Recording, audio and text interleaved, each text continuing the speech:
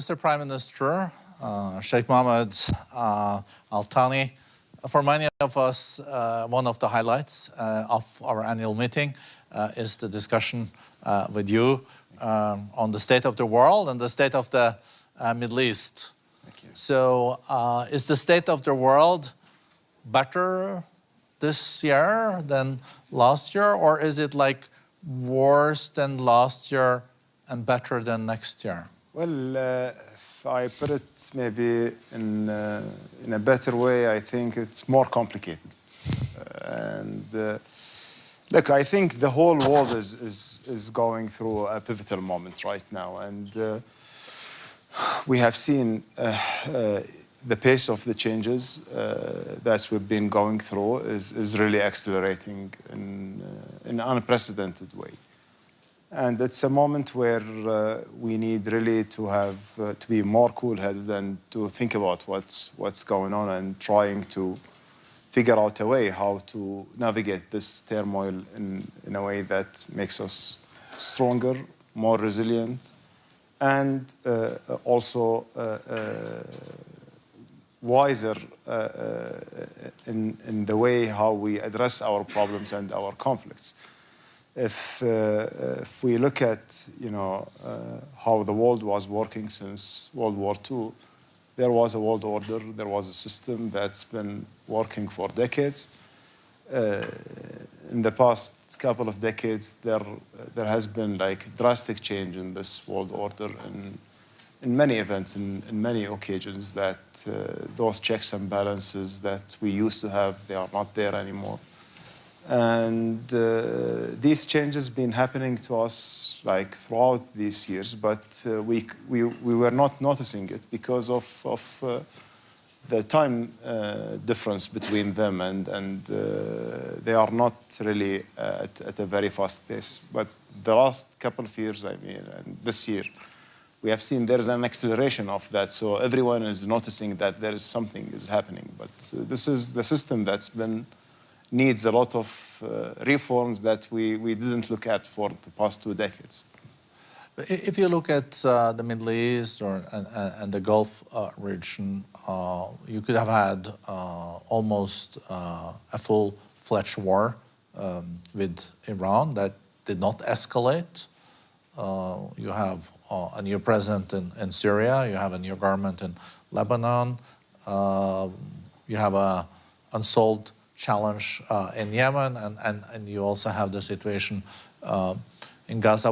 What would you say is the biggest worries for you in the Middle East this coming year, and where are you most optimistic? With the exception, of course, the economy in Qatar is going really, really well. So we'll come back to that.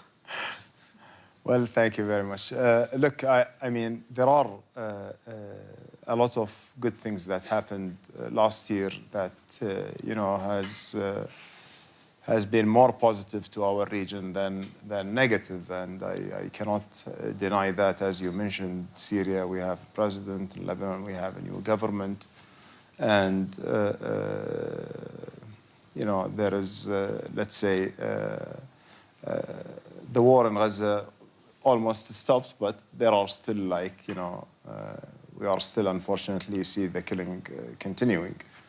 But it's in a better place than it used to be. But it doesn't mean that, the situation is already stable in the region or, moving toward stabilization. It's until now, there is a lot of uncertainty on what's going on. And what's worrying me really is, the growing tension that's happening within this region, whether it's, the remedies of Gaza war or what's happening with Iran and, any other fronts in the region can, at any moment, can explode if we don't address it and, think carefully about how can we look at our regional security architecture and come as a region together and, start rebuilding the confidence among each other. Look, every country in our region needs to protect itself. I mean, and they have the right to protect itself because, they don't reach to that conclusion unless they feel threatened, and there is something that triggers,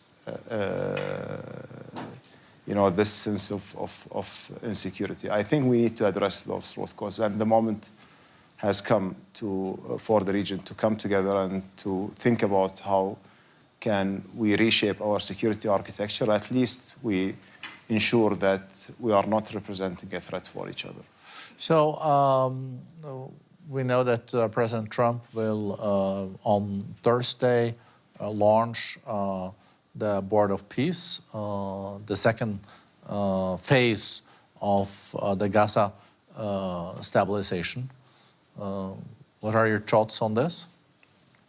Well, look, reaching the ceasefire deal itself was a great breakthrough that we had, of course. And congratulations to Qatar under your leadership, Egypt, and the U.S. Oh, thank you very much.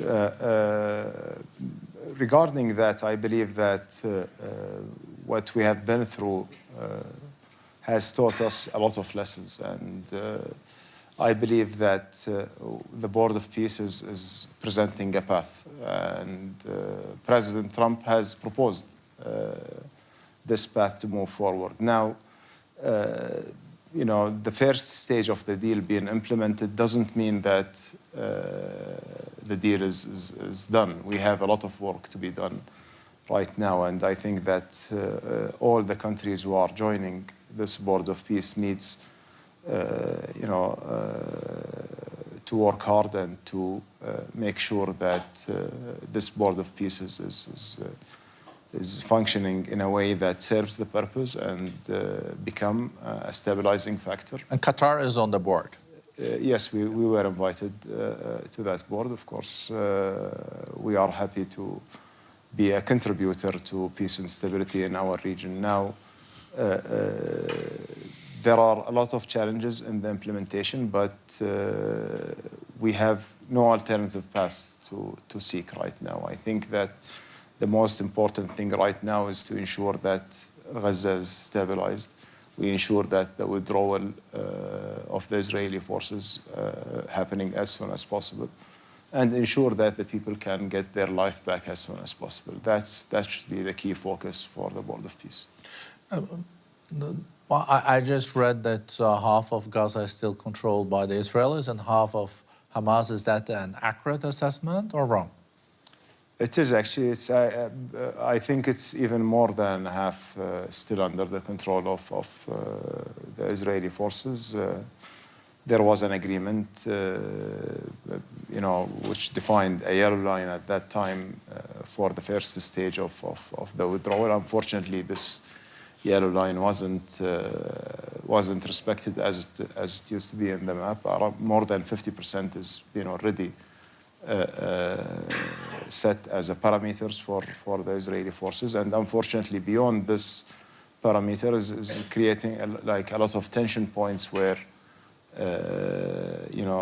it triggers from time to time live fire, killing of the people, and basically these events that's happening every day, the killing is just continuing. We have a ceasefire, yes, but it's not really like a complete ceasefire where everything is peaceful. We are still facing those challenges, and we need to make sure that the Israeli forces go back, and commit to the withdrawal in order to diffuse those tension points. The humanitarian situation, is it better or the same? No, it's still.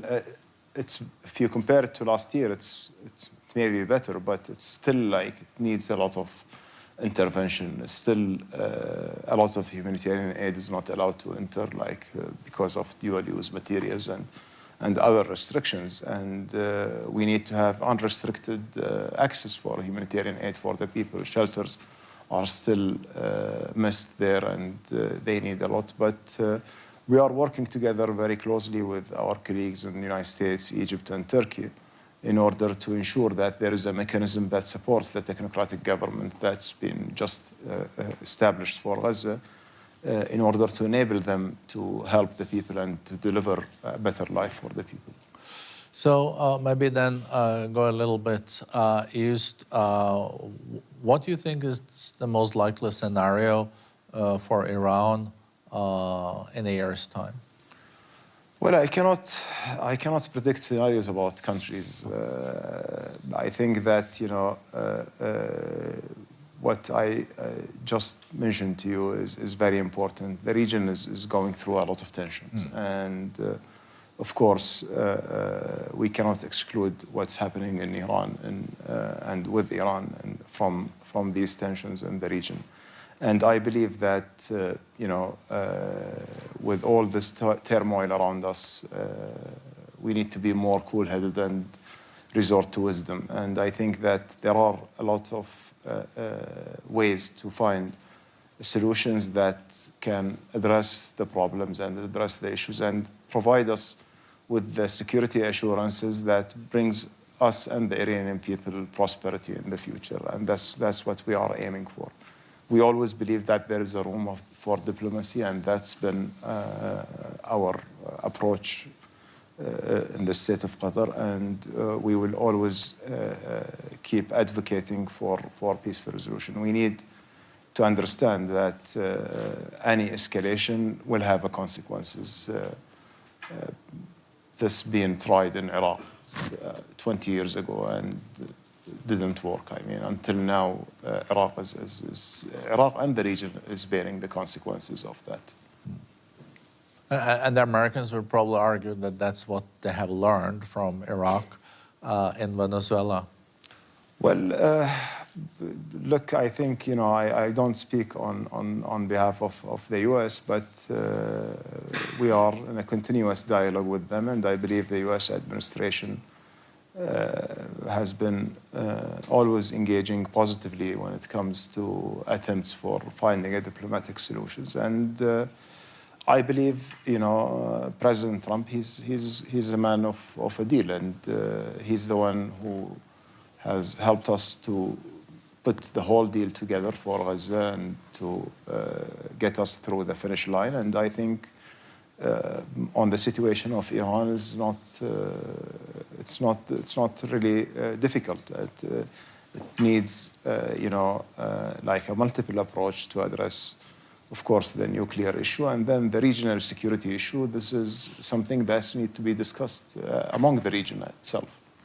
But, you know, Iran is also more vulnerable than it used to be, in the sense that when Hezbollah was stronger in Lebanon, Hamas also in Gaza, and Assad was in charge in Damascus, they had also more leverage.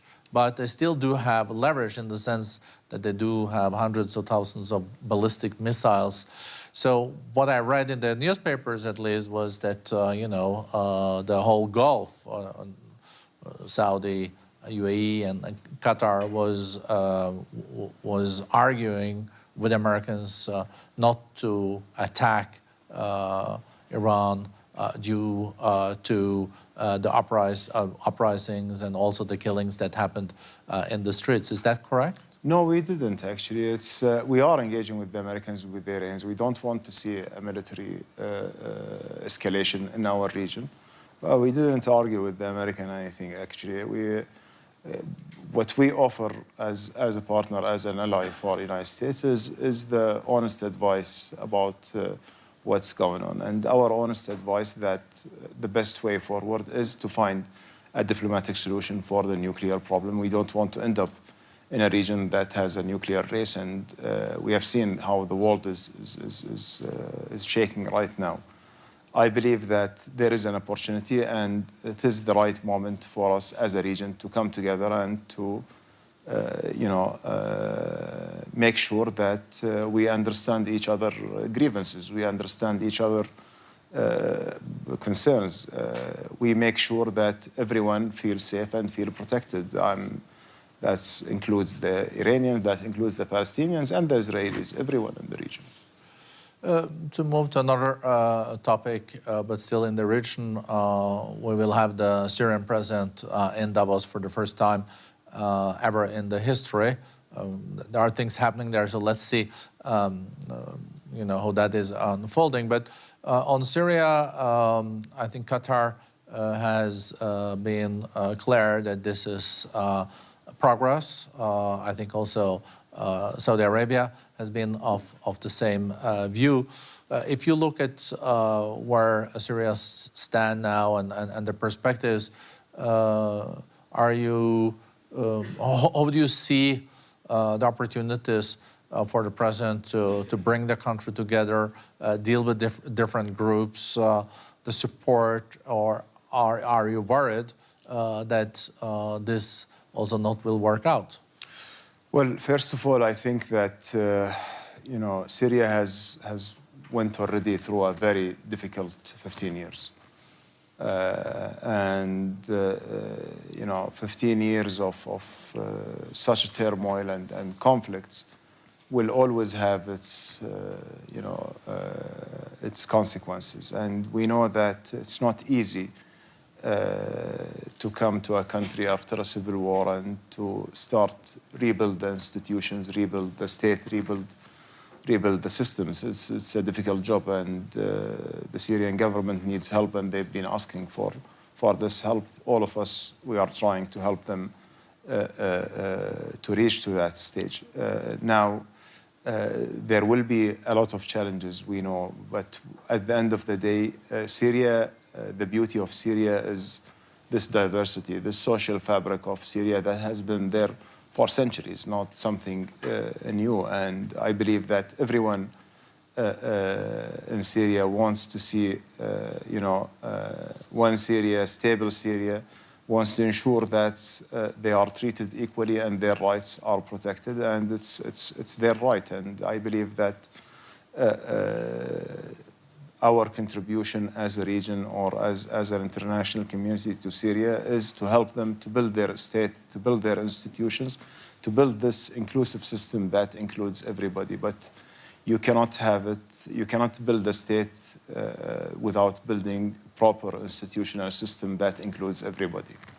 And is that being done now? You see that architecture being constructed? We see that there are some progress. We see that it has a lot of challenges down the road, but we have to make sure that also we are providing them with the right help for this.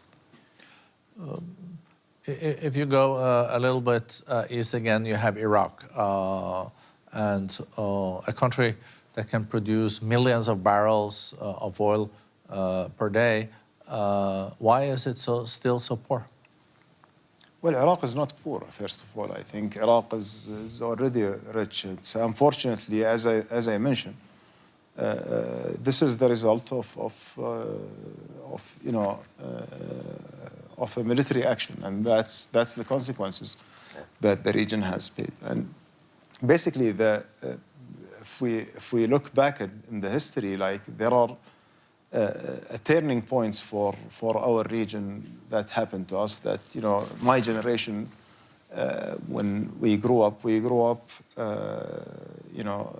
Iraq-Iran war, then Iraq invasion in Kuwait, and then like all the events, building up in our region. But we believe that the turning moment for us in that region was Iraq invasion to Kuwait. That has been like the turning point for the entire region, which put the entire region in a path of turmoil. Unfortunately, we couldn't until now rescue it. And unfortunately, when you talk about Iraq today, that has all these resources and it's rich.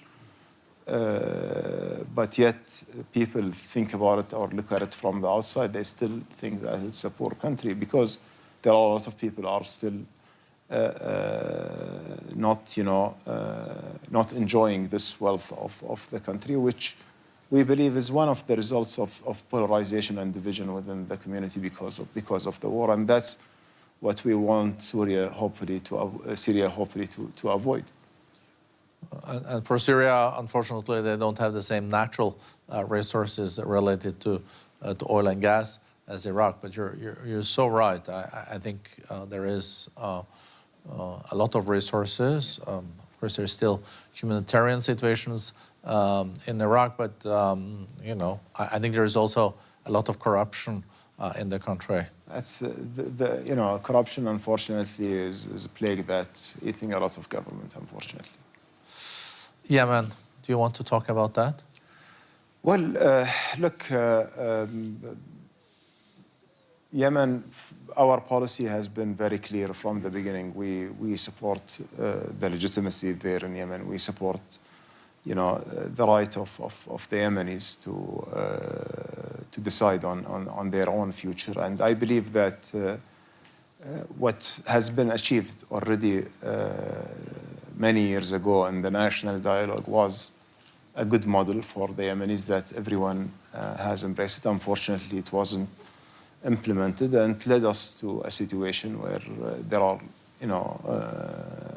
some groups feeling that separation is the solution, and others, they don't see it this way. I believe, at the end of the day, it's the call and the decision of the Yemeni people, but as a policy for the state of Qatar, we remain supporting the legitimacy. We would like to see Yemen staying united, and we would like to see the outcomes of the national dialogue that all the Yemenis agreed to be implemented, and to see if this will satisfy the needs of the Yemeni people or not.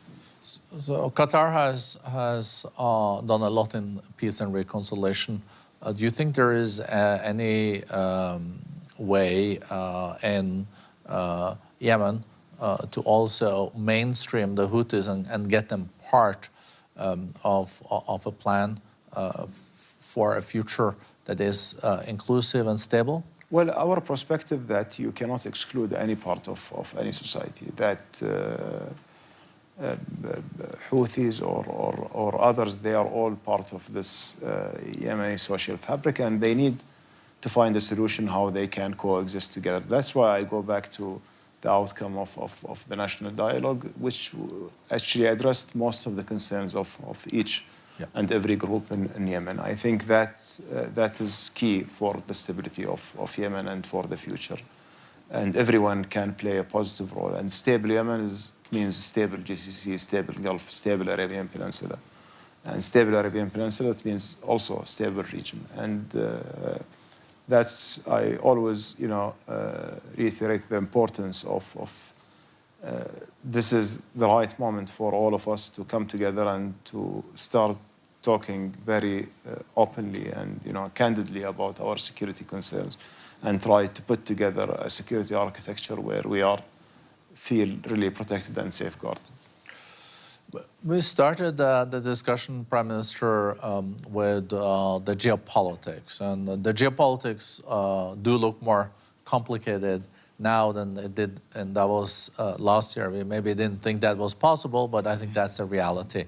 But what is surprising is that, IMF came out with their growth numbers yesterday or the day before, and now it's 3.3% economic growth expected this year. So the economy is very, very resilient, and trade is growing, but what is fueling this is also the investments in the artificial intelligence. So how do you explain this? Why the global economy is so resilient and has already kind of adapted to the new realities of geopolitics? It's like water; it finds its way. It's not okay.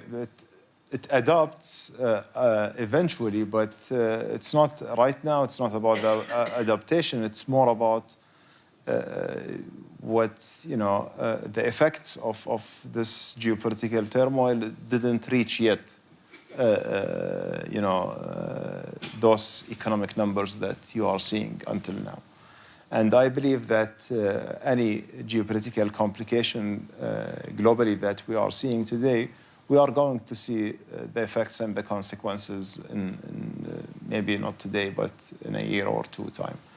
Yes, there is a big growth that's happening in the technology and artificial intelligence that driving this global growth. But if you are going to look at across sectors, there are areas which have been affected because of this geopolitical situation. And for Qatar, you know, we know you so well as the foreign minister, and you have been through different phases as foreign minister. Has not been the easiest job, but you've done it so well that the Emir also made you prime minister. So you're also in charge of the economy. And you know, when we have the privilege to visit Doha and Qatar, we see so much development and investments. How do you find your path now? Because UAE has its path, and Saudi Arabia has its path. Where do you see Qatar differentiating itself, and where will we see the economic growth coming in the years to come? I was at the meeting earlier today where Finance Minister Jadaan of Saudi Arabia said that now 56% of their economy is not based on oil, and that has happened in a decade under the leadership of the Crown Prince. Well, actually, look, I think that if you look at Qatar economy, there is a rapid growth that we see year on year. Now, we have registered the growth this year around 2.9%, and we are expecting this growth to accelerate because of the expansion of the LNG, which will make our diversification job very more challenging because of the increase in the gas production. But it's still a good thing. It is. Also for the world, I guess. It is actually, I think it's an outstanding thing. And I believe that if you look at Qatar, Qatar is uniquely positioned when it comes to the energy and the supply of LNG, which will remain a base load, that all this revolution that you see in the AI and in technology will require to power, their data centers and to power this compute that they will need. So Qatar is at the center of this progress and development that's happening. Second, our diversification agenda has been moving in the right direction. We are more than 60% now non-hydrocarbon GDP, and we are looking forward to grow it further. We see the numbers in foreign direct investments increasing in a very good progress. We see the inflation below 1% and managed with all this growth that's ongoing. We believe that energy is our strength, is our power.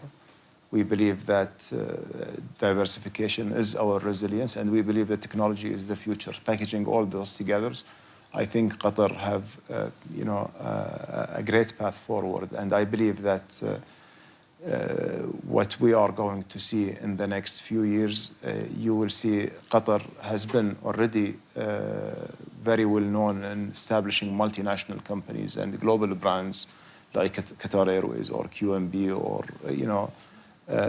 we have around 44 global brands that Qatar has invested in and established. And what we are looking for is really to double down on our national champions and expand this number. So hopefully this year, we will have some good news about some platforms to encourage this national champions to be more global players. No, really impressive. I would have loved to continue the conversation, but we also have limited time. It's always a great pleasure, Sheikh Mohammed, Prime Minister of Qatar, to both have you in Davos, but also to listen to your insights. So thank you very much. Thank you.